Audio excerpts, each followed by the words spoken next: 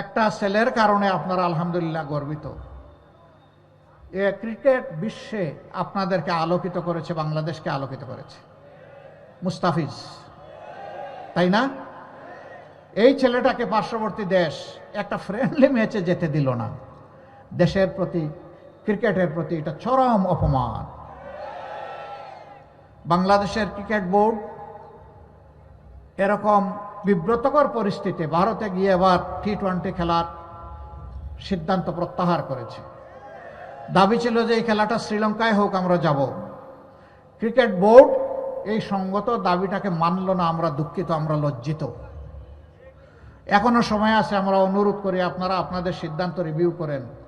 এরকম দুনিয়ার বহু দেশে ইতিহাস আছে, বিশ্বকাপ হয়েছে, কোনো একটা দল ইনসিকিউর অথবা ইনসাল্ট ফিল করেছে, সে বলেছে আমরা ওই দেশে গিয়ে খেলবো না, পার্শ্ববর্তী দেশের ভেন্যুতে আমরা খেলবো। সেই দেশ নির্ধারণ করা হয়েছে।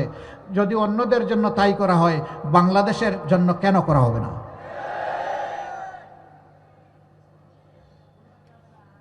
দেশপ্রেমের নজির এবং সাক্ষ্য আমাদেরকে সর্বত্রই রাখতে হবে ইনশাআল্লাহ। আমরা আমাদের প্রতিবেশীদেরকে বন্ধু এবং প্রতিবেশী হিসাবে দেখতে চাই। আমরা তাদের সাথে উত্তম আচরণ করতে চাই, কিন্তু আমরা তাদের কাছ থেকেও উত্তম আচরণ চাই। আমাদের কথা সাফ, আমরা ন্যায়সঙ্গত পন্থায় কারো কোনো ক্ষতি না করেই তাদের সাথে উত্তম সম্পর্ক আমরা রাখতে চাই। আমরা উত্তম বন্ধু হিসাবে রাখতে চাই, কিন্তু আল্লাহর কসম আমরা কাউকে প্রভু হিসাবে আসতে দেব না। প্রভু আমাদের একজন, আল্লাহ রাব্বুল আলামিন, এর বাইরে আমাদের কোনো প্রভু নাই। এই ব্যাপারে আমরা আপোষহীন। আমরা আশা করি আমাদের এই বিষয়টা মর্যাদার চোখে সবাই দেখবেন ইনশাআল্লাহ।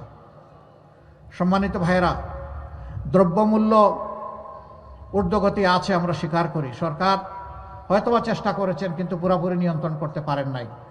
দুইটা দুষ্ট চক্রের কারণে দ্রব্যমূল্যের এই অবস্থা।